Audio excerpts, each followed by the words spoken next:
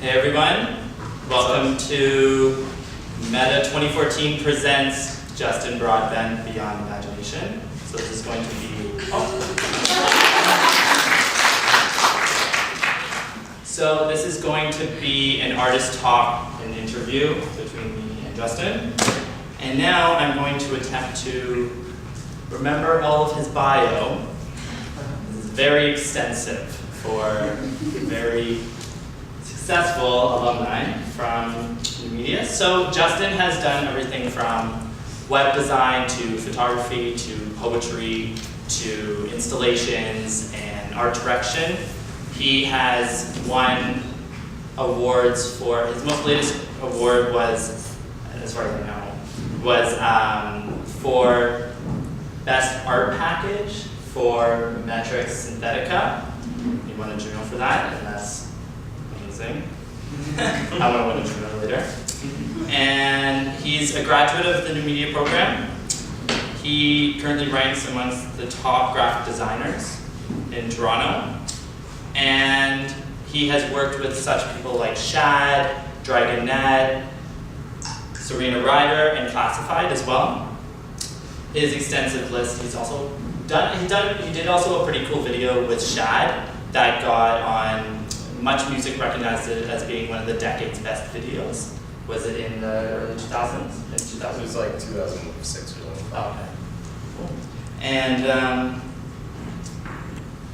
he is also one of the 6 artists selected to design an exclusive limited edition sweatshirt for the 2012 Book Run Through 175th anniversary.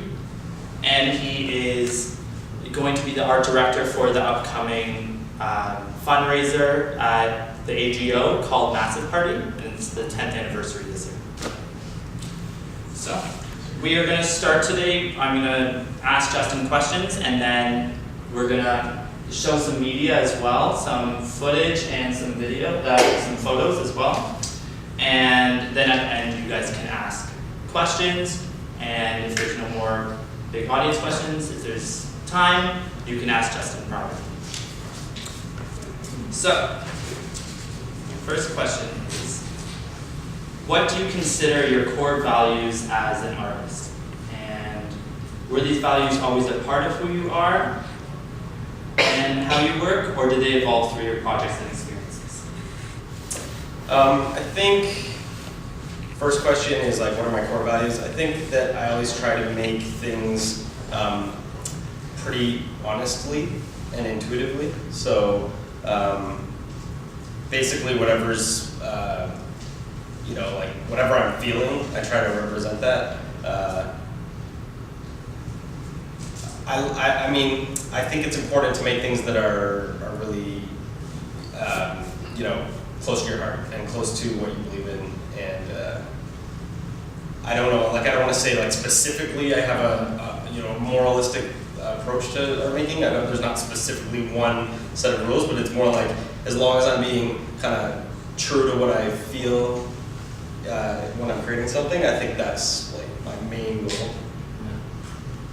And has this always been a part of who you are, or has it evolved since as you've been an artist, and has it changed drastically, or is it just an evolution, like say it was like a more, not primitive stage, but you grew into this as you were getting older as well, mature?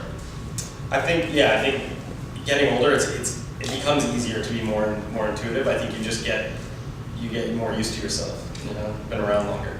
And so I think that, when I was younger, I might have thought like, this needs to go in this direction in order to look like this or to feel like this. And I think now it's a little bit more like, trust your instinct and see where it takes you. And I think that's, probably like more my direction now. And I think like my parents were kind of, they really encouraged me from a young age to sort of, question why something is the way it is, and not just, like a lot of kids will go to school and learn, and my parents they're kind of like weirdos, and they would just be like, but do you think that way? And I'd be like, oh, I never thought of it. And then, so I think like that really helped me out in terms of, like you're saying, like thinking about what it is that I stand for, and how naturally that comes to me. I think I owe a lot of that to my parents for being able to say to me, question the thing that's in front of you and problem solve around that thing, and then form some sort of opinion or output. So props to my parents. And so you said that you use impulse or like you use like your instincts? Intuition. Yeah, intuition. So do you find that your process is just through intuition and gut, or is it through, do you get it through feedback of other people? Is there any people that you trust that from, or any sources that you really? A lot of questions. First one, I think for me, intuition tends to be the thing that I come back to. Yeah. So often I'll start with something and I'll be like, it needs to be red. And then 2 days later, I'm asking my friends, I'm thinking about doing this thing, it's gonna be red. And they're like, yeah, that's cool, but blue would be cool too. And I'm like, yeah, true. And then I go through this phase of looking up blue things, and blue becomes this thing that I'm excited about. But then generally, I'd say 95% of the time, a week later, I'm like, yeah, red is good. It is kind of the way I wanted to go with this. So that's kind of what I mean by trusting my intuition, is kind of what I'm feeling the moment I'm sitting down with this thing and sort of vibing off of it. It's probably good to talk about specifics, but if I'm, I don't know, doing if I'm designing, say, branding or something for somebody, it's you might right away be like, this definitely needs to be in sort of a messy place, and then you'll second guess yourself. But I find personally that I often come back to that first intuitive state, and I don't know, and it works out so far. And the intuitive state is that you do also just go back, check your original idea and use that as your influence again, and be like, oh yeah, I wanted that to originally be like this, or do you let that also evolve as well? Yeah, I mean, everything, especially if you're doing things for clients, everything's going to change. Everyone has an opinion, so it's good though to go the whole trust your gut thing. I think it's good to go back to that and be like, where has it gone from this original spot, and is it still maintaining its original idea? And straight up, sometimes those things go out the door, and just due to the nature of the beast, actually today, funny, I was telling him earlier that I had a deadline today for a grant, and I had an idea this morning that I'd been working on, and I felt good about it, and I had researched some images, and I pitched it to the client, and they were like, it's good, but it's way too complicated, we need something way more simple. And so I ended up stripping the whole thing back to, if it was this big, it's now this big, and handed it in. And so in a way, it's not what it was originally supposed to be. It's not complicated. But that's just the reality when you're working for somebody, right? I don't know. It's fun. It's not going to be my best thing I've ever made, but it's still cool. Did you have to scale it back, the complicated to simplifying it because of, was it time constraints? No. Was it just their vision? Yeah. Yeah, the vision. I like to make crazy things, yeah. And this specific client's more on the tip of well, let's just keep it in this world a little more nice. I like crazy, they like nice. And okay. Is there any sort of implications in the logistics that you could account for that some people may take for granted or glaze over throughout your creative process? What do you mean? Say in school when you're just okay, I know it may just be with client base, but also in the art world, is there any, when you're doing stuff for galleries, or is there anything that later you're oh, I never had to apply myself like this in school, but in the real world, it's they have a different process or a different standard that they have? Is there anything that you have experienced through that? Absolutely. I mean, that's just daily life, though, I think. If you mean that the world operates in a way that you're not necessarily ready for, is that what you mean? Yeah, and is there any sort of specific examples that you can give with that? Yeah, sure. I'm working with the AGO right now. I love them. I really like them as a client. I really like the job is super fun. I get to make art and I get to help direct a really fun party. But just due to the nature of the system that they have in place, it's not bad. It's just how it works. It's very bureaucratic. So like, you want to put up a beam across this room and hang a flag from it. Cool. They love the idea. They have to ask security. They have to ask electrical. They have to ask this, and it goes through like 12 people. It takes like 5 days until you hear back. And you're like, your idea is now like either A, you can't do it, or it's changed, or like there's a lot of things like that. But it's the nature. Again, it's the kind of the nature of the beast. Like if you're going to do jobs for certain clients, you have to accept that there's going to be restrictions placed on you. If it was my own art show in my own gallery that I own, maybe I wouldn't care so much, and it would be like boom, up. Yeah. But it's like you have to, like, by law or whatever, by their bureaucratic standards, you have to go through this process. And I kind of respect it at the end of the day because they have a lot of expensive art in their gallery, so they're very cautious of it.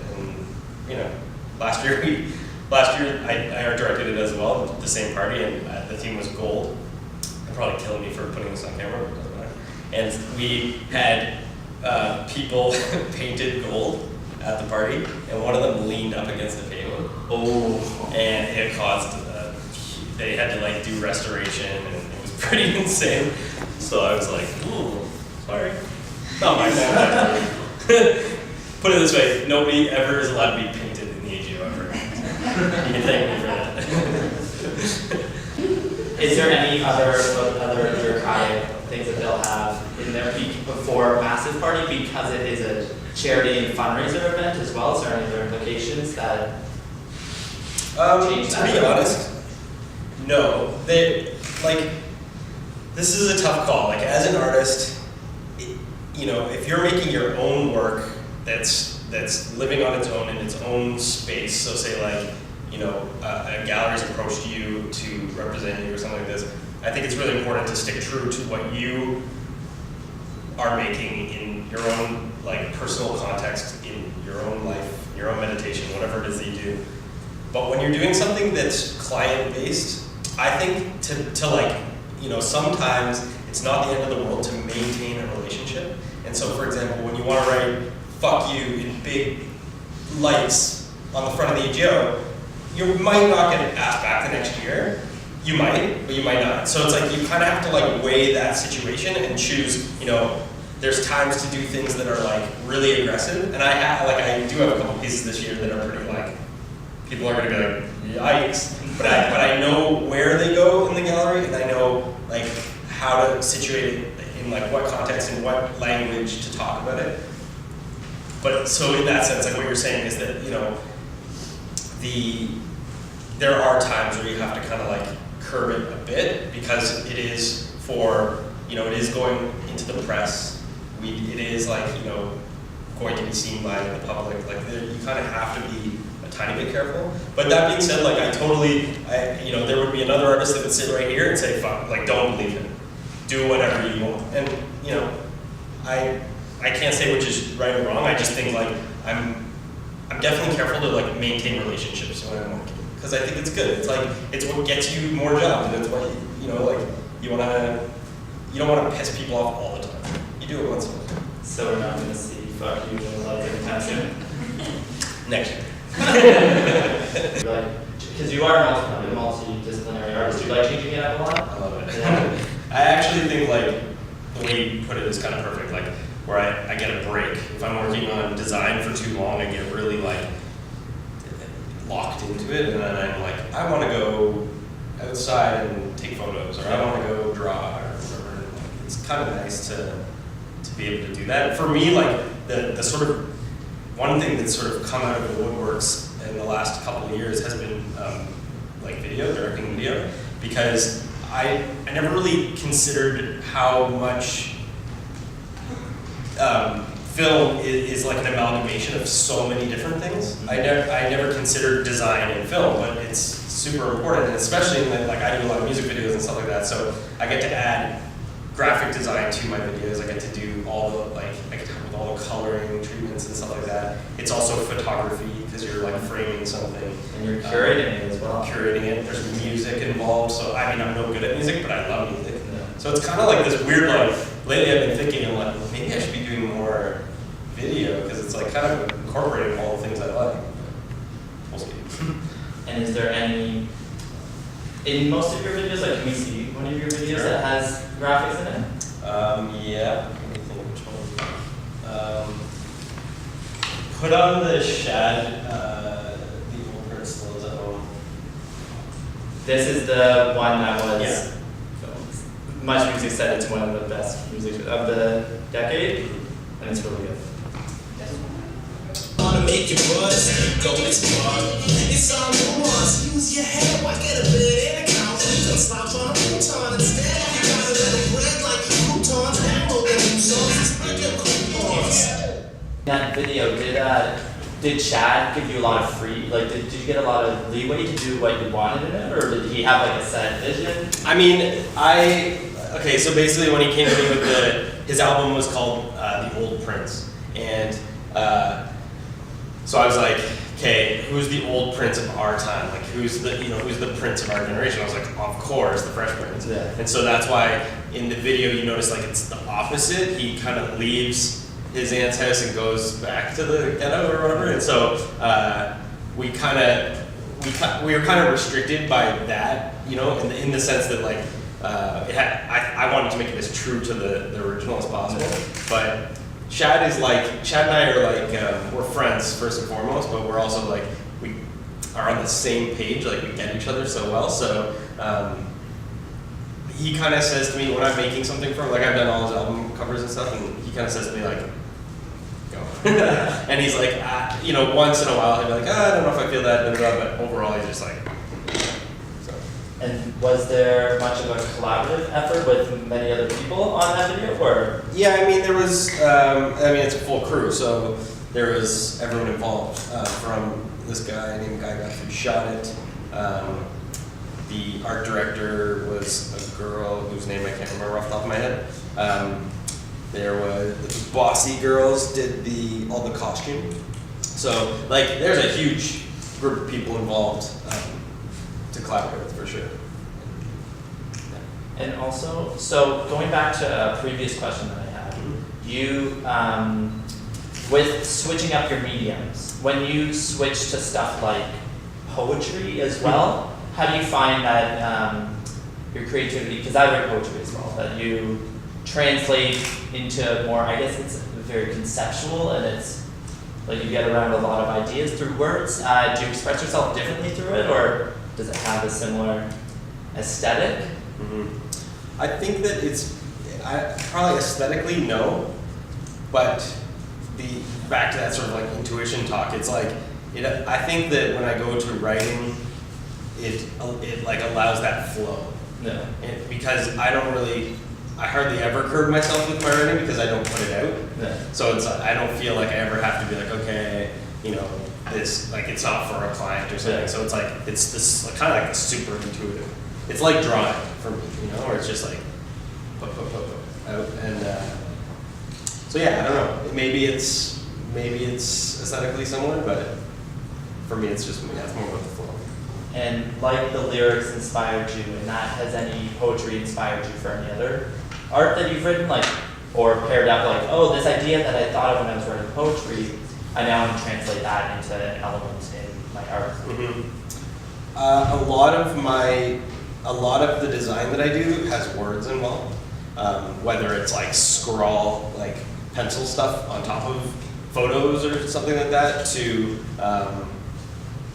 I do a lot of work with spray paint, and I'll like spray paint on top of things. So I think that they're pretty connected. It's not so much like a sentence or two sentences. It's just more like grabbing bits. And this, lately I've been thinking about the word heaven, and I want to use that word in all of the things I do, and it gets, hidden into things, and it kind of just like Easter eggs in kind there. of, yeah. There are things too. Like I have friends that like will text me and be like, I saw your new this, and they're like, love this, you know, like they'll find a little thing. They're like, can't believe you still use that for that. And I was like, it's kind of cool when people notice those things. Because for me, it's like, I do it really for myself, but it's cool when people see it. Yeah. Like connection. And so actually, funny enough, I'll show you guys later, on some of my CDs, like when I'm designing album covers, I go through phases of like sort of different, I don't know, I guess like design styles. Each year I kind of, my design style sort of evolves a bit, and I've never noticed till I looked at all my CDs together, like there's real patterns between the sort of the years that I was working.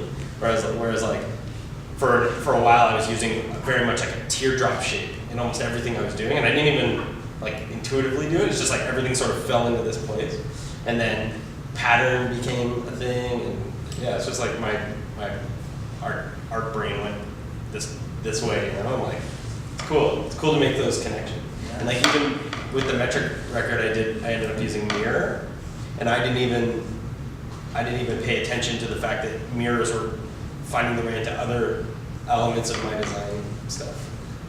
People would point it out, like, oh, that's cool, you have a mirror there. And I was like, oh yeah, that is a mirror, cool. Nice. So, I don't know. And so, my next question, how important is individual style? And do you always have to stay in tune with that style? If not, when is it appropriate to diverge from it?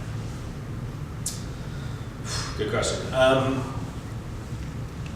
I think at the beginning of your career, or whenever that is, like as soon as you sort of feel like you're an artist, I think style is really important at that moment to sort of say like, so that people can kind of get their teeth into something and say, okay, that I kind of know what that person does.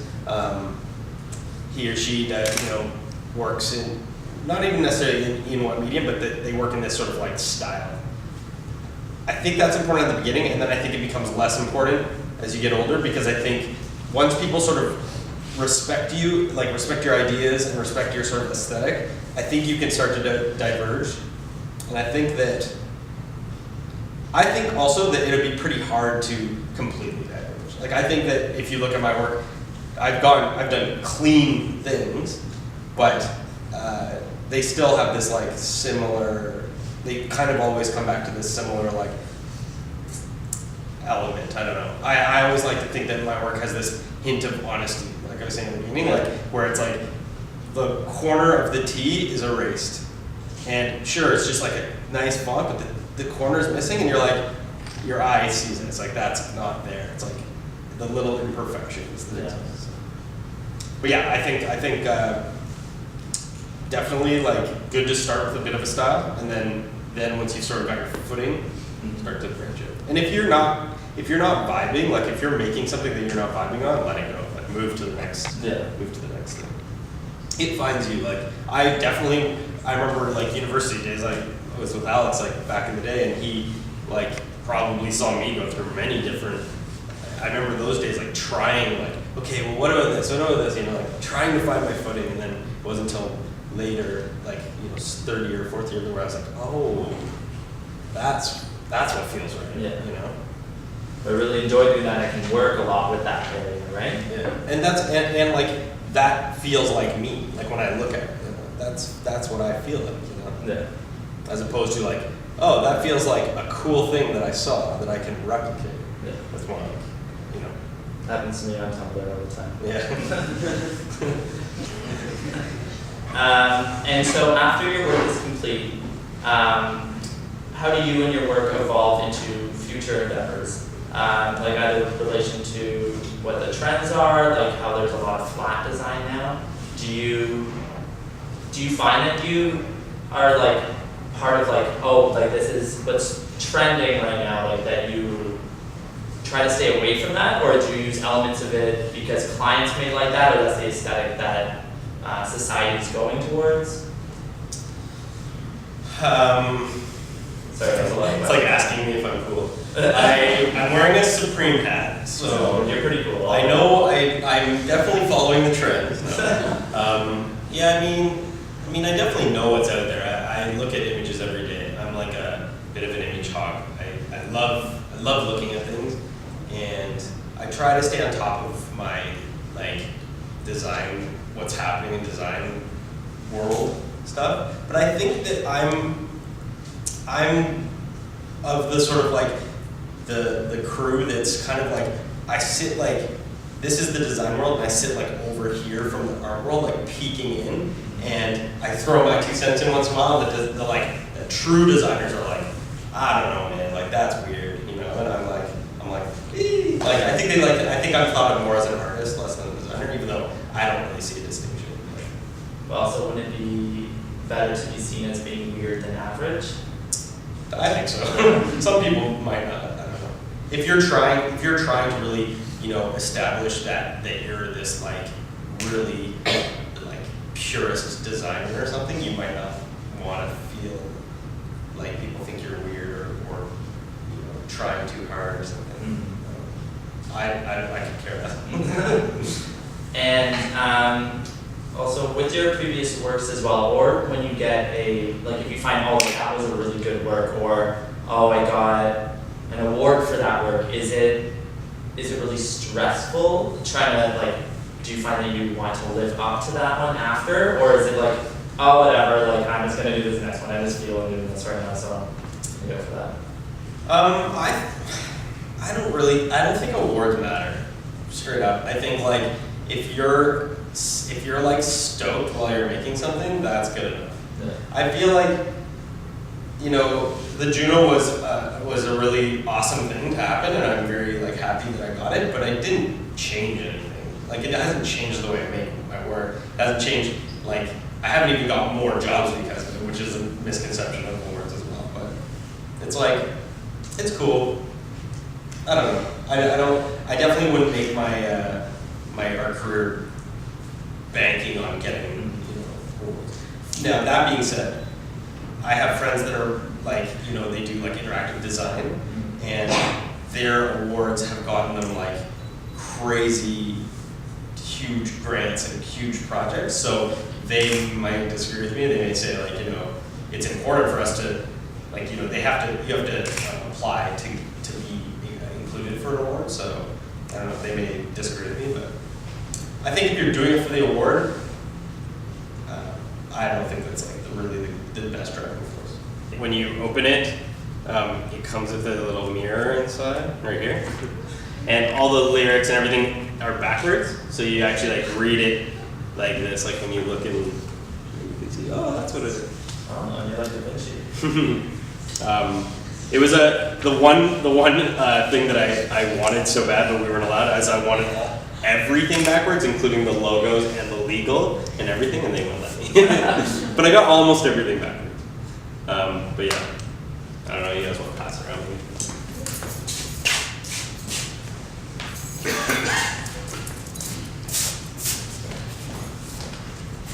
So, since we've been also speaking about clients, do you find that big companies or smaller clients have any different needs between them, or are they prevalent, or do they all just kind of, it's like, oh, you want to make a solid design for them, stuff like that? It's too hard to generalize. I think like the obvious thing is that bigger companies tend to have less risk. Like they tend to risk less, just because they've got something going on, and you know, they kind of don't want to like freak it out. That being said, companies like Google are constantly trying new things and failing hard and succeeding incredibly. So, you know, there are definitely cool big companies out there. I don't think you can generalize. I think I tend to like working with smaller clients. Like I like meeting people face to face and talking and, you know, hashing out ideas. But it's not impossible to do that with a big client. Yeah. Just you know, I know with like my friends that do commercial work, you have to often go through an agency to get to a really big client. Like say you want to do a Coke ad or something, you have to go through an agency that they're representing. So, and that can be, you know, like teeth. And is there any sort of risks that you've taken? What sort of risks have you taken with smaller companies? I guess just like things like maybe early or, well, actually I don't even know. You could, like I've rebranded things before which is a scary thing for some people because they've like already invested all this time into their color schemes and their office is all green or blue or whatever, and you're like, no, you gotta go with this. It's like this is the direction that's gonna take you in the right place. You consider a brand like Facebook or something, they stuck to this one thing and they've never really branched out. And I think I've had a couple jobs where I've like pushed people to say, with Metric even actually, their logo, props to whoever did it, I really like it, but the one thing that I found about it was I was like, it just needs a bit of breathing room because it was really cramped, and so that's all I did is I took their logo and I just spaced it out a bit, and like we talked to Metric about it and they were like into it, and I think it just like gave it this like piece to it that it needed. Was there any risk that you were worried about doing? You're like, I don't know if I should be doing this risk, but I'll try it anyways. I wouldn't have done it if I didn't ask first. Yeah. Like obviously I had to ask the band if they were into it, like, and if their designer, like whoever did it, was into it, and they were I don't know. Risk is like, to me, risk is less. It's way more in my action, I think, less than in my like communication with a client. I think it's more like going boldly towards something. Like I want to do this idea. Say I want to put all the text backwards.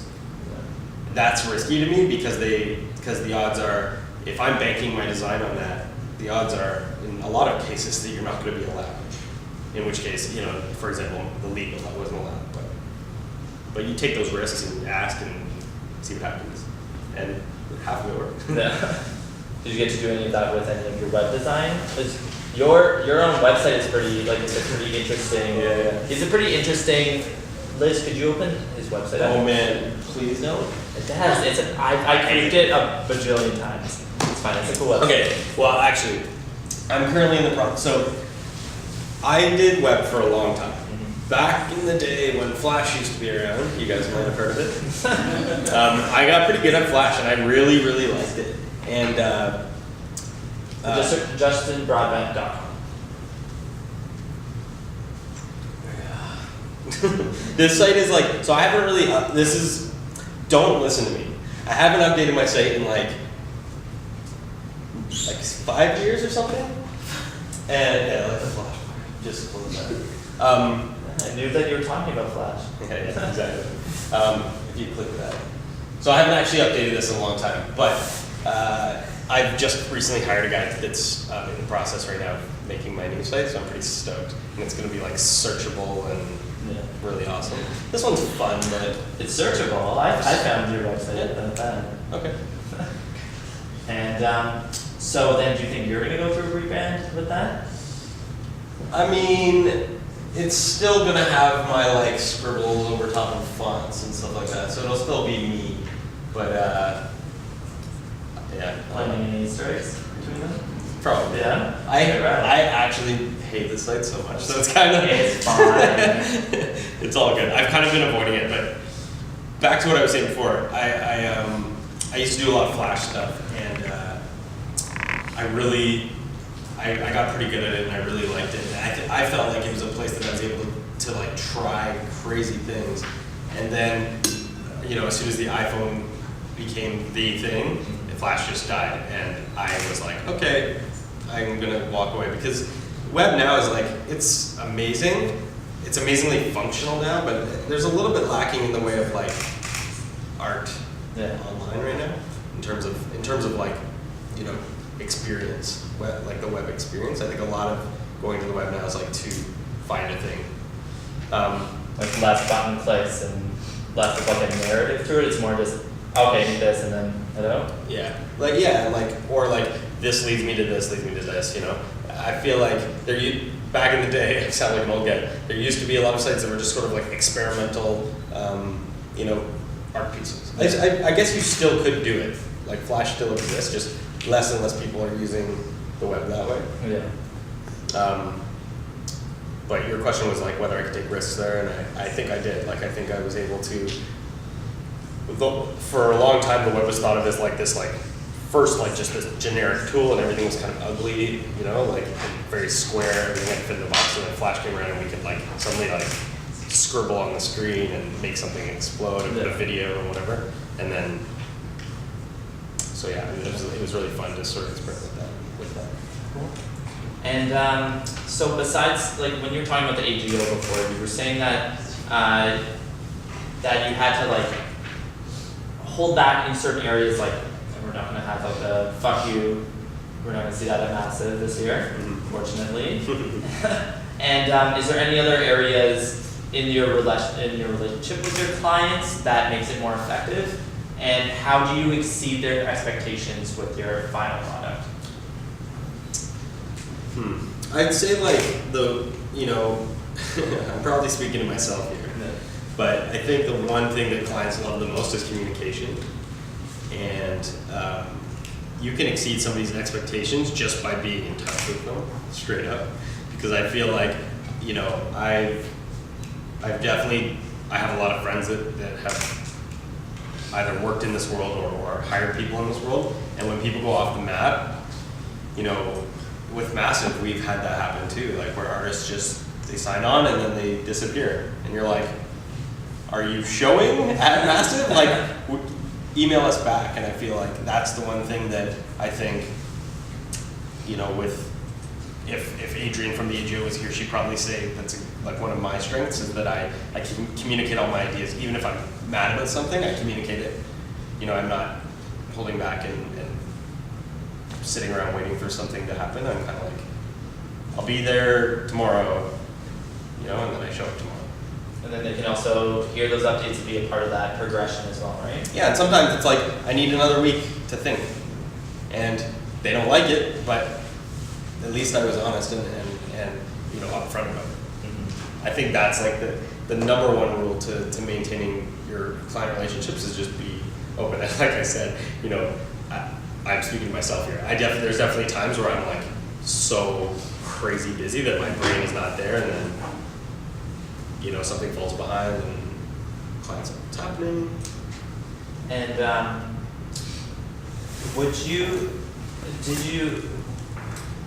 I just saw a short video on this and I heard about it through the grapevine about the absolute, something I didn't bring up before was he did a underground party in the lower base station at for Absolute Vodka, which I heard about and I wanted to go to, but obviously only my really hot girlfriends went. They were like, oh yeah, we heard of this party, they told us to come down, but yeah, the video I saw of you on MTV said they said that they asked you to just do something to promote Absolute Vodka, and that you just chose to do that. What made you decide to do that, or were they expecting it to be an event, or were they expecting it to be more like photos and graphics? At Base Station, there's an unused subway.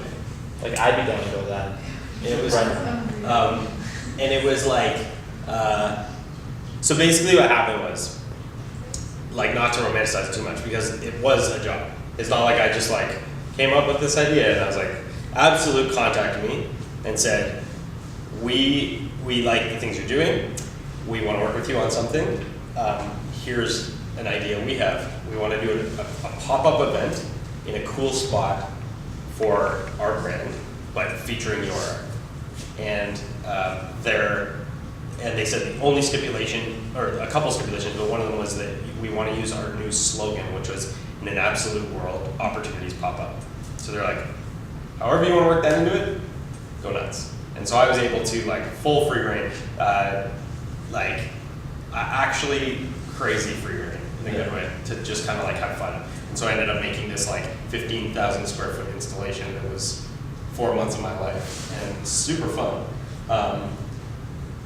Where I got 6 subway cars, and got to make this I don't know, I think 800 or not even 600 people came or something, and Steve Aoki DJ'd it. It was what? It was great. Yeah, it was super fun. And this vending machine I put in the thing had love letters inside, so you would go up and be like, B2, and then the thing would come out and be like, you are better than a hamburger. And did you find any of this being a logistical nightmare? I don't know anything about booking a space within like the TTC and getting subway cars and all that, like was it hard to get all that or was it? I mean, when you have the money to do it, people kind of like money talks, right? So like I worked with like a rep that basically they handled all the negotiations, and I just had to make the art. So any of the legal stuff was more from their perspective. I actually want to go down and see if this is still there because we painted it right on the wall.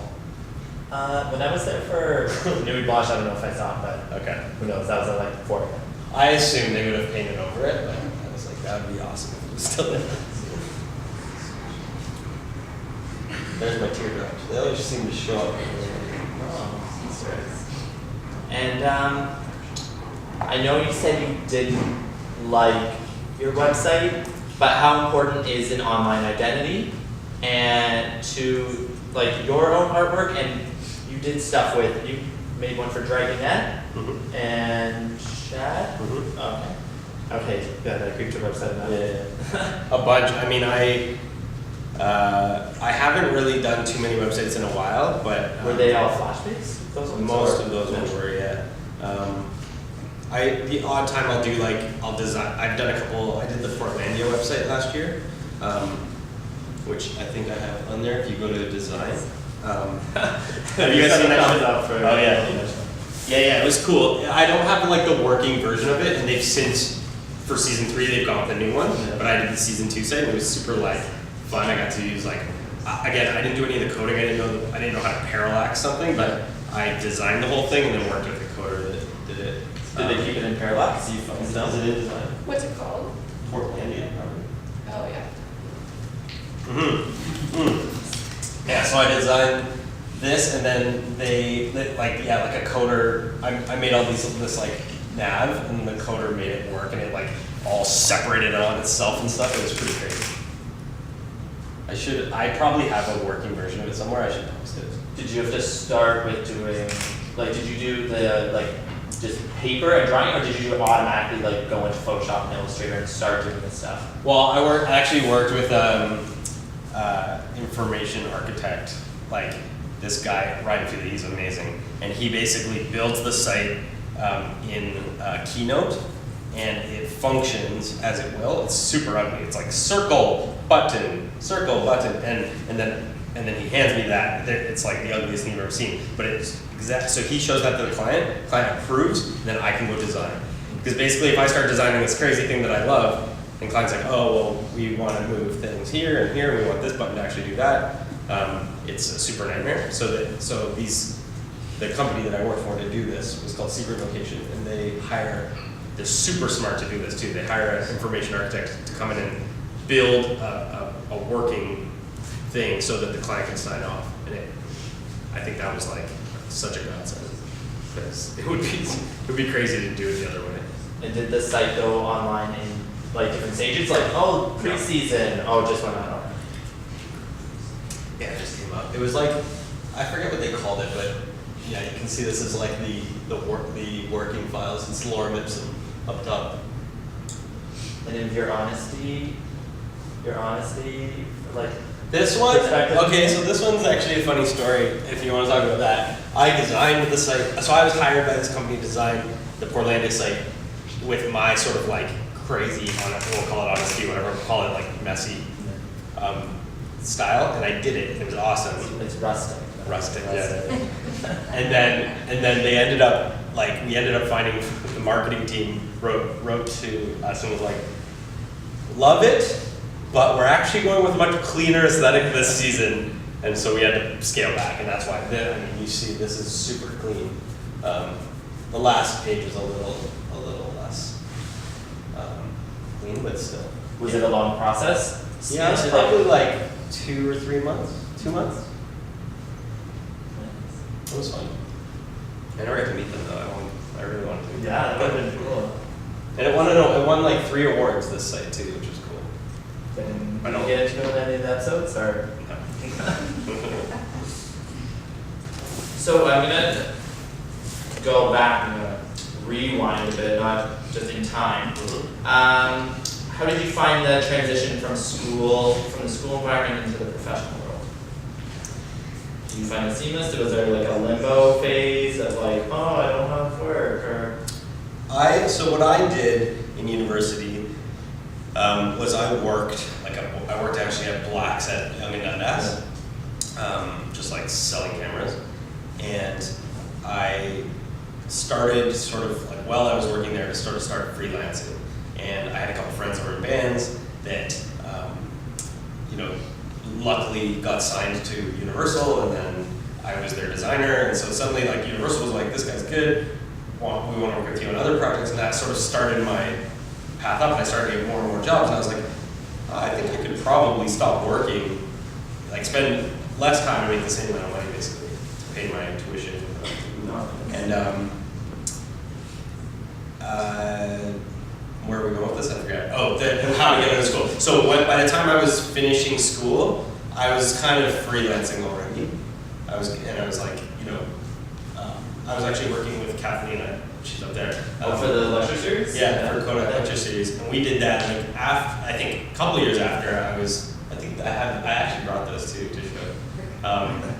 That's old. That's like 2005 work, but it's still good. Check out the Kodak lecture series as well, everyone. They're great. Kathleen worked on them. She's awesome. I meant to bring them, but anyway, they were like basically I worked on. They're on your website. Yeah. Remember Roger Ballin liked this one, right? I remember he said he was like, that's cool. Are those his teeth or dentures? That's so, I don't know. So that's 2007. So that's actually 3 years after I graduated. That's pretty sweet. So yeah, because I did it the first year with Robert Burley, and then you took it over after that, I think. And it was super fun, and that was actually like, and so it was like a natural progression out of school for me. I ended up going traveling like right after school to just be like, which I kind of really recommend if you can afford it. It's just like go and like see the world, allowed me to have like a good perspective on life. And just absorbing other cultures, and were you taking a lot of photography when you were there as well? Yeah, I do that naturally, and it's funny. Like people often make me feel guilty about it, but I really enjoy it, so I don't feel bad. But they're like, "Why always have your camera?" I was like, I like images. Go for it. Yeah. So I took a lot of photos and got to see some awesome places, and like freelancing here and there. And actually met up with a guy. You guys might know Rob Dyer. He started Skate for Cancer, and I did the branding for that. I have that design branding. Sorry. So I branded Skate for Cancer, and there's probably an S4 too. Yeah, and that was back like in 2005 or something. And he's still going pretty strong with his brand. So it's like that was a cool job, and we met through that. He ended up getting like Element skateboards signed on, and so he was able to like fund things more. It was super fun. Like one of my like most memorable like jobs that sort of stuck with me. It was cool. Did you find any challenges when you were either like being like when you were doing freelance or training? Or like was there many challenges, or because it sounded like it was pretty seamless for you? I mean, living in Toronto is expensive, so that was challenging. But I really lucked out in the year after school. I had a friend who had like her parents bought her a loft, and there was like a spare room that I wouldn't call a room. It's like that big. So I like pushed a bed into the side, and I like lived there for like I think she charged me like $300 a month or something, and I got to live downtown and work. So that really helped me to sort of gain a bit of a bank and then be able to move out. And then, I don't know. Like, I think just like the biggest challenges I found was like being able to, feel like you were worth what you wanted to be worth, and not like look. I think it's a very Canadian thing to like be sort of apologetic for overcharging or anything like that, And it was just like for me, it was like I remember that moment where I was like, you know what, I have to like think that it's okay to think that I want to be here and that I am here, you know, like, Yeah. and I think that's like, that really helped us. So it pushes you forward to strive together as well. Yeah, and I think like you were sort of saying I'm worth this much, and then so you gotta live up to that. Yeah. You know, you can't half-ass it. With any of that, was there anything that you weren't prepared for, or that you found like, oh, wasn't expecting this? I mean, there's definitely like, there's times when I've had jobs where I pitch, so I'll go in for say like Portlandia or something, and they'll sort of say to me, okay, it's probably gonna be a month of work, full time, maybe 2, maybe a month. What's your day rate? And you're kind of like, you gotta kind of like weigh it out, and you say your number, and then they go, okay, great. And you know that they were thinking you were gonna go here and you went here. But you're locked into that because you said it. You can't be like, oh, just kidding. And then there's other times where, you know, I've walked into situations and been like, it's gonna cost this much, and they're like, what? No, we can't afford that. And you're like, well, and you make that decision there. There are definitely times where I've worked for less than what it was worth, but it was because I wanted to do it or I believed in it or whatever. Or other times, do you just find, oh well, I might not be able to do all of this for you, on that budget, but I can do like a logo, like change, like do the brand or do like this aspect of it. Yeah.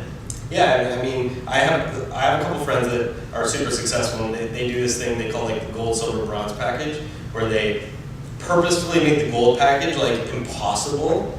Like, I mean, if you want to buy it, sweet. The silver package is kind of their ideal, and the bronze is their not ideal. And they find that once the client like sees the gold package, they're like, whoa, and they're like, oh, silver looks good, but it was like what this person had like intended from the beginning. So I don't know, I don't do that, but it works for some people. And if you could do it all again, would you do anything differently? Be honest. Yeah. Not really. I don't know if that's weird to say. Like, I actually like kind of really, I like life. I'm having a good time, and I feel like one thing that I've often felt like torn about is, you know, and you guys will experience this with art, is that New York is kind of the pinnacle, and Toronto's great. It's amazing. I think it's amazing. But there's this like thing that Torontonians have where we feel like we're like not quite as good as New York. And I definitely like, that would be one thing there was a moment around 2006 where I was talking to immigration lawyers and I was like gonna do it. I was just gonna go. And I know, like, I'm really happy that I stayed. I'm having an awesome time in Toronto, but I wonder, that's one thing that might have been interesting to know what my life would have done. And I've had friends that went to New York for like 3 months and came back and were like, killed me. It's crazy. And I've had friends that went and never came back. So I had this conversation yesterday. So I had a guy come to my studio yesterday who I'd never met. He messaged me through a friend, like a friend of a friend, basically. He sort of said to me, I like the things you make, can I come pick your brain? I'll bring you a beer. And I was like, okay. So he came up to my studio for an hour and we just hung out and talked. And at the end of the conversation, it was awesome, like super just like this, you know, just chatting. And at the end of the conversation, when I was like, I gotta go have dinner. We said bye. I was like, you know what? Because he's kind of trying to like improve his career. And sort of said to him, I was like, you know what you did today is the best thing you could do. Like, you just went out on a limb, asked somebody that you respect to pick their brain. And I was like, I do that all the time. I constantly try to meet the people I'm inspired by. And I think like that's a big thing for fostering your creativity is like, don't be afraid to talk to people. You know, it's an email away. They might not say yes, but they might, you know. And yeah, like, easier said than done, but really just practice intuition. I truly believe intuition is a form of thinking that we don't practice enough. And I think it comes from like knowing yourself and trusting yourself and being, you know, like being at peace with the things that you make. So if there's a way to foster it, I mean, I have my ways, but I think it's different for everyone. I think you gotta like really figure that out for yourself, and I think that's for like, I think the best, all of my friends who are like the best artists in the city are the ones that are just like, they're just like doing. Yeah. And they're not really like, you know, they have theory and stuff behind, like backing them if they need it, but really a lot of it is just like, I feel this in me, I want to make this, and then this leads to this, and this, you know? And that's all. And that must be why you're successful, because you're just doing it, right? I think so. I mean, I think you just like, yeah, keep making good things, and try to like, yeah, try not to just try to trust yourself. Try to make the thing that you want to make. And is there anything else that you wanted to discuss in any of your art pieces, or we didn't look at many of your photography? Like, how do you find, let's do photo. how do you find curating So those kind of pieces, or like in the frame? Like, is it well, like you work, I guess, in graphic. Besides in, well, I guess curation's also in the frame as well. Yeah. So okay, in my bio, I wrote that I'm a self-taught photographer, and I often put that, which I don't have to, but I think it's like kind of like, I like putting it because there are photographers in the city that are amazing, and I do not claim to be anywhere near as good as they are, and I look up to them, but I think of myself like, you know, like I love photography, but I'm not like, I don't know all the like, you know, color depths and perfect densities and all these things. I'm just more like, I go out, I can shoot a cool photo, and I feel like I have a pretty good sense of design and you know, framing and stuff. And so like a lot of stuff like this, I consider a photo, but a photographer might be like, that's not a photo.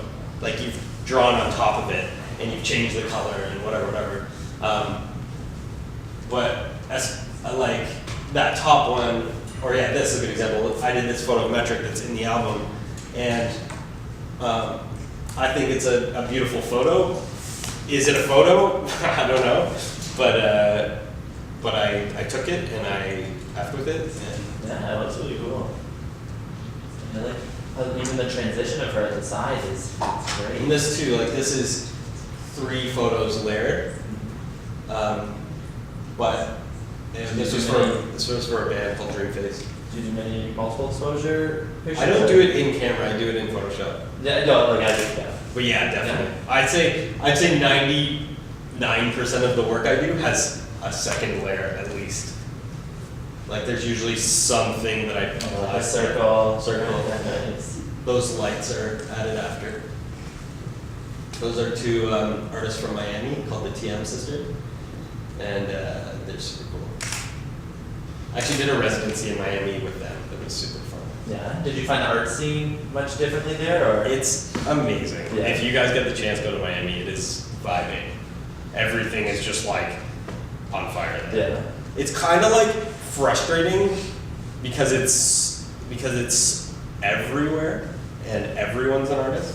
But I guess I shouldn't say it's frustrating. It's just like overwhelming. Like you feel like it'd be. I think it'd be a hard city to break into. Yeah. You know. And how did your residency differ from like traveling there versus when you sort of checked out and traveled, like when you the other travels, like was it to Europe the other? Yeah, well, What was that? How did they differ and how did they compare? residency in Miami was work. Like Yeah. you have to produce. So I still had fun.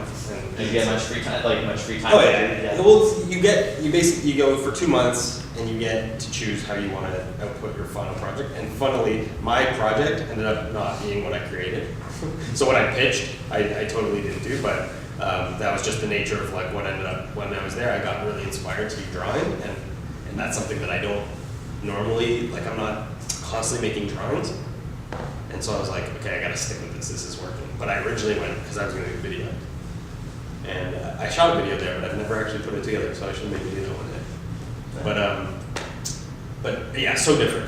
I think when you're traveling on vacation, it's important to vacate and really like Check out. Yeah, like I even, you know, you maybe still need to check your email once in a while, but once in a while, like I think it's good to truly vacate. Yeah, just relax, give yourself a break. Turn your brain off for a second, you know. Yeah, I love beaches. Like that's one of my favorite things is just sit on a beach and listen to the waves and just like chill out. It's like so serene, you know. I think we could all use that. Yeah. It's like a winter. Yeah. Well, speaking of breaks, we're gonna change pace and any questions? If not, Jen? Did you go to any of the schools other than Ryerson? No. No, just Ryerson. I was in New Media Did you when consider grad school at all or anything? Or? not for me. No? I definitely have friends that went to grad school and they're like killing it, and I think it was important that they went. I don't know. I'm not a school guy. Like, respect, I went, so it's not like you should drop out or anything, but yeah, following school, I was like ready to kind of enter the real world. Yeah. But yeah, no. But yeah, no, I know there are definitely awesome like master's programs and PhDs and whatnot. Karina? Can you go back to the first photo? No, that's not. Dream face? The one with all your objects. Oh, like Yeah. yeah. I don't know if this relates to anything, but what's the red tape for? It's The on your duck. jacket, it's on your Oh, yeah. bag, Weird. So I don't know why it stuck out this to me. was, I was in the studio today and I was like, me and my buddy we were vinyling our windows so that it was like frosted because we didn't want people looking in, and we were using tape and I just put it on, and that, I had no idea. See, that's the Easter eggs. I didn't even notice that, but that's hilarious. But I do use tape, like I'm doing a piece from Massive where I'm doing 10 4x8 flags, like black velvet flags. They're huge, and I'm designing, like I'm drawing on them with tape, with like gaffer tape, and it's like neon and awesome. And so I do love tape. Like I'm a totally, mixed media all the way. I love using like spray paint, tape, and I often like will literally mix the medias. Like I like spray painting on my tape first, then applying my tape, then putting that on paper, then photographing that, bringing that into the computer, and using that, like texture. Like this cover, I mean a lot of my album covers, but this one, like the background behind the texture, I'll just hand it out. This was for Shad's latest album. The background is like probably like, I don't know, like 80 layers of thinness, right? It's like, and multi-photographed, scan, whatever. If you go to the go to Massive folder and show the poster for this year. So the Massive poster this year is again like the same sort of thing, using tape, scanning that. So like all these little black bits are bits of tape. A lot of the font is tape for Massive. The girl in behind is a photo of a girl that I turned my scanner on it and I kind of rolled it down with my hands like this, like as it was moving, and it kind of creates that weird pattern. And then you have there's like that sort of gray textured lines that go across. That's a scan of, I took like a black piece of paper and I rubbed it with like dirt off the floor and then scanned it and inverted it. So it's like just like multi-layers, me messing around. And I actually think the girl drawing is like 2 scans that I ended up putting together. But this is, I don't know, I love this kind of, I love doing things where it's like for a thing. I like that challenge. I like the sort of problem solving, like when I was working with Kathleen on Kodak, back in the day, it was super fun to know you have to get certain information out because it's an important part of it, but then you also have to make it a beautiful thing. And just so everyone, can you tell everyone what Massive Party is? So it's coming out soon, right? Yeah. So April 10th? April 10th. Yeah, so Massive Party, this is actually the 10th year of Massive Party, and it is the Art Gallery of Ontario's annual fundraiser. So they basically throw this huge party, 2,000 people come, it's really expensive, it's like $160 a ticket, and Open bar though, helps with student budget. yeah. And then you get to see some cool art, awesome music, Yeah. and yeah, it's a pretty fun time. It's one night. That's it.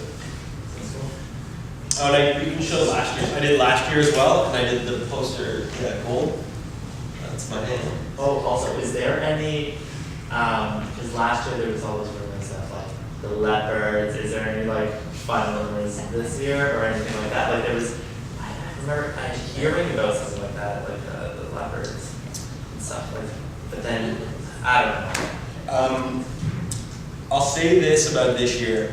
There will be a lot of performative pieces, which is cool. So like experiential. And a wide array of what they are like. Yes. Oh, cool. Yes. Nice. Yeah. And a lot of there's like some really fun interactive stuff, and it's a really this year I decided to make the theme 10, and it was a hard call because at first I was like, is it too vague? Will artists know what to do with it? But then as soon as I dove into the number, it kind of exploded on me, and it's like now I'm like obsessed with the number 10. It's kind of everywhere, and so there's like it's cool. It's like everything from sports to internet to religion to sex. Like there's a bunch of stuff. I'm doing a piece with a hot dog and a donut, which make the number 10. It should be pretty funny. They definitely have sex with each other. That's what it is. That's awesome. I was like, what's a good, I was like, what can I say that's a sentence? Yeah. Leads to it. I was like, oh, my mind's in the gutter already. And does anyone have any other questions? Effie? Okay, so in your career, how much would you say you have approached other people for work, or versus like people approaching you? Mostly people approaching me, but like inside of jobs, I've gone for other jobs, like kind of like being like. So for example, with Massive Party, I was an artist at Massive Party in 2012, and I knew that the art director position was opening. And so it was kind of like I had a conversation with the director, and I was just kind of like, I'd be stoked on doing that job. So it was like, I didn't go for it in the sense I didn't apply for it, but I just kind of threw it out there. And so like, definitely think it's good to take advantage of opportunities that are in front of you and not, just like hide in the shadows. The guy that I hung out with yesterday, he was sort of asking me, how can I get my name out more, and how can I get people interested in me? And I was like, I think like people really respond to hungry artists. Like if you're really eager to make great things, I think people like it. I think people that are kind of like, yeah, I could do it, sure. People tend to be like, not that stoked. But if you're like, I really want to do this, people are like, oh, okay, that sounds cool. Not guaranteeing that it's going to happen every time, but I've had good luck that way. And sort of saying like, also, I did a job for Secret Location. They hired me to do this website called My Babysitter. My Babysitter's a Vampire, and it's like a TV show on some channel, TV or like, so I did that, and I kind of said to them like, after the job was over, we had like a little debrief, like how did it go? And I sort of said to them, listen, had an awesome time working with you. Anything in this sort of vein, I'm happy to do for you guys in the future, Like laying that out there, like kind of like, I really liked this, if there's anything else like this that pops up, that's got that, I can go a little bit crazy, scribble on the page, have fun. I was like, count me in. And then they know when they're coming across this like super simple design site, they're not gonna be like, oh, Justin will want to do this. They're like, he's gonna be more excited to do something that's in this world. And like, with music, with doing album art, a lot of that has been like a trickle effect. So when like I said, that first band that I worked with way back in the day, like 2002 or something, they got signed, and that was like a freak thing. I could never have made that happen, and that got Universal's attention. Universal hired me to do another job. That got Red's attention. Red hired me to do another job. That got another band's attention. And it's like, I dated a girl who happened to date the guitarist in Metric later in life. And like, I could never have, I mean, maybe I could have, but I didn't plan that relationship to happen that way. And then all of a sudden, Metric, like Jimmy asked his girlfriend at the time, and he said, you know, do you know any good graphic designers? She's like, I used to date a guy who was good. And that's how I became in contact with Metric. And now she's long broken up with him, and we have a great relationship still. So it's like weird how those kind of like, you can't really plan those things out, but they just kind of, I think that if you're making good things and you kind of have like a good, you know, you can stand behind the things you make and have a good approach, people are going to respond well to it and pass your name on something like Just firstly, I just want to make sure everyone don't misconstrue hungry artists with starving artists. And with like my babysitters and vampires, did you find that? Do you just tell them that once and then just let that resonance stay with them, or do you keep in contact with them beyond that?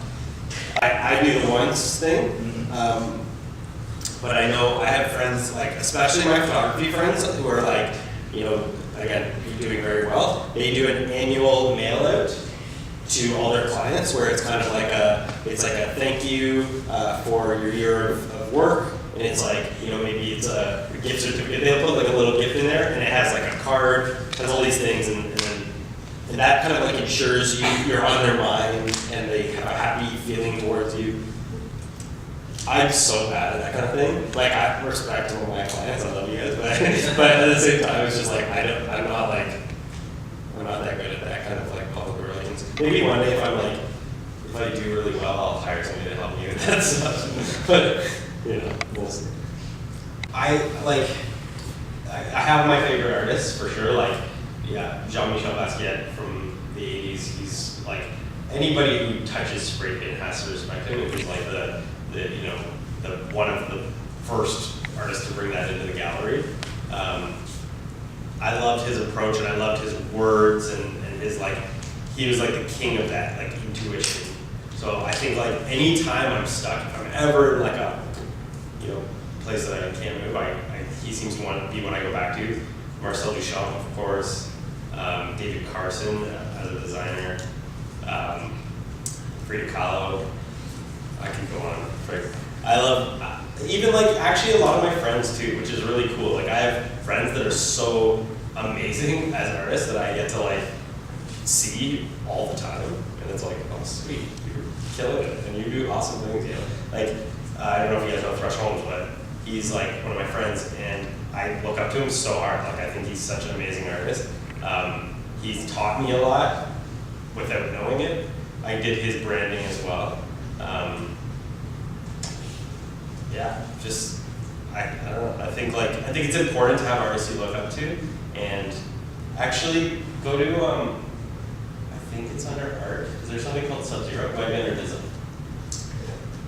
But so in January this year, I was asked by a company called Sub-Zero. They're like a really high-end fridge company to make. They were like, we're doing this trade show, and we want to have art at our trade show, and we want to use our product. So they were like, will you paint a fridge? And I was like, yes, that's amazing. And so now, because I'm a Basquiat fan, I knew that in 1981, probably at a party that Kathleen was at, he painted on a fridge, like straight up, like somebody's fridge at a party. He like wrote, I don't know if I have it in there. I think I do. Actually, if you go to one of, yeah. So that Basquiat's fridge.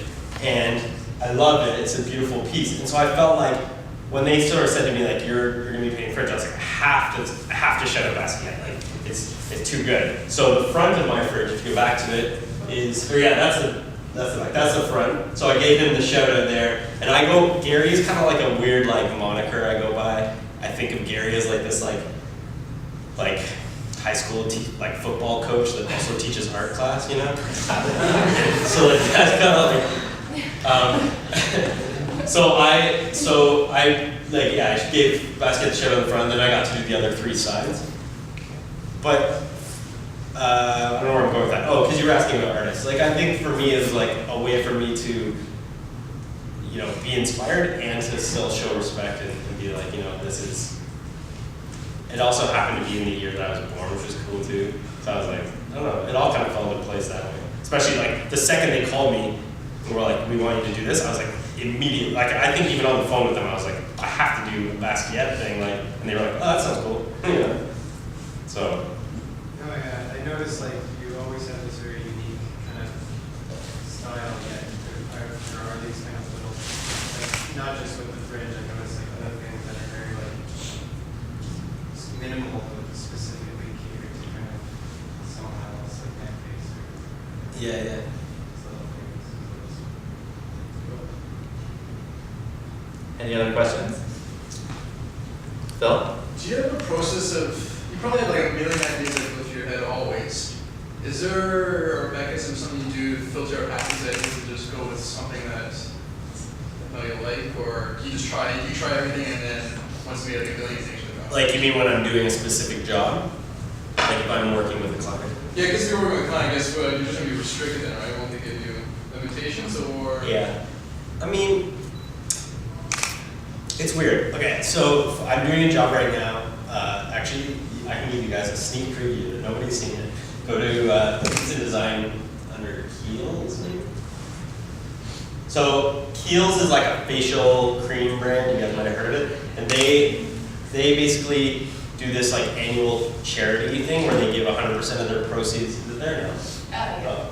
And they give 100% of their proceeds to a charity of their choice. And so they hired me to, is it the PDF or the JPEG? There might be a JPEG. Is there? I don't know. I think. They hired me to design a label for one of their products. And my process, like they basically told me it was for the Canadian Wildlife Foundation or Federation, and that it had to be about polar bears. So that was really the only direction I was given. Obviously, it had to have some content on it that was like sort of text-based, you know, legal lines and stuff like that. But I decided, because that job was through Flair magazine was helping promote it, and because Kiehl's was involved, I decided to make like, oh yeah, this is the Flair page that's coming out, but the design is at the bottom. Oh, but this is kind of good actually. So that border on the side is a part of my mood board, and that's something that I don't normally do. I don't normally create like a big mood board, but for this I felt like, because I knew it was going in press, and because I knew it was like there was like 2 companies involved, I felt like it'd be a really good way to show them my process. So I made this like essentially just like ideas, and I just like in Photoshop, like, you know, I would take photos and I could drag it in, boom, boom, boom, boom, and kind of made this like collection of things, whether it was a piece of tape scanned, a mark, or a photo of a polar bear or whatever. And then when I met with them to sort of say like, this is the direction I'm moving in, it was really easy for me to point at things and be like, I like this color and this, you know, instead of just being like in my head. So I specifically did that. Now your question was, do I normally do that? Probably not. Like when I'm doing an album for Shad or something, he doesn't need to see my process.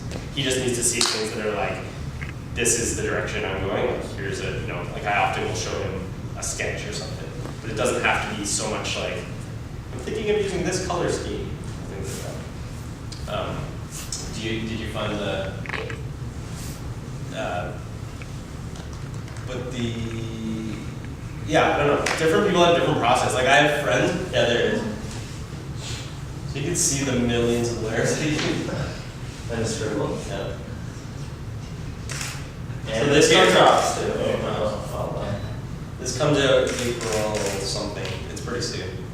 But yeah, you guys can see. But I have friends that do like definitely like, especially my friends that are working in like commercials, you have to cover your ground so hard at the beginning, because with anything that involves a lot of people, so like say like a commercial shoot, you're paying tons of people on the shoot. If you mess it up and the client's like, oh, but we needed that shot to be from above. To reshoot is so expensive. So that's why like I definitely like my friends that do like commercial stuff are, you know, they've storyboarded, they've done, you know, color comp tests and stuff like that to show the client ahead of time. It's a different world though. Like when I'm doing this is me. They're hiring me. I don't really have to hire out anyone else. You know what I mean? So it doesn't, I'm not really too worried that way. I don't know if that answered your question. Just went off on a tangent. Yeah, no, kind of. I guess everyone's got their own process. Like I just kind of make a million things and until I run myself to the ground and I kind of get fed up and I'm like, okay, I gotta do something now. Mhm. So I find it hard just to find what I really want at one point because. Yeah. But Yeah, like knowing when to stop. Yeah. Yeah.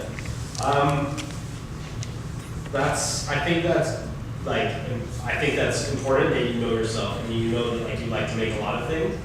Like don't deny yourself that, you know what I mean? And I think the next stage for you is to sort of like start to hone that intuition and be like, when am I just like shooting in the dark and when am I actually like making progress? And I can't really like teach you how to do that, but it's like, it goes back to like you were saying, like your intuition, I guess. just trusting yourself more and being like, you know, I definitely, so, you know, when I'm doing, say like branding for something, I have a branding folder, you can pull up some things I've done. Like, it's tempting to just go into, say like you're doing a boot brand and they're called Black Box. Like, it's tempting to go into this like state of like, I can try anything.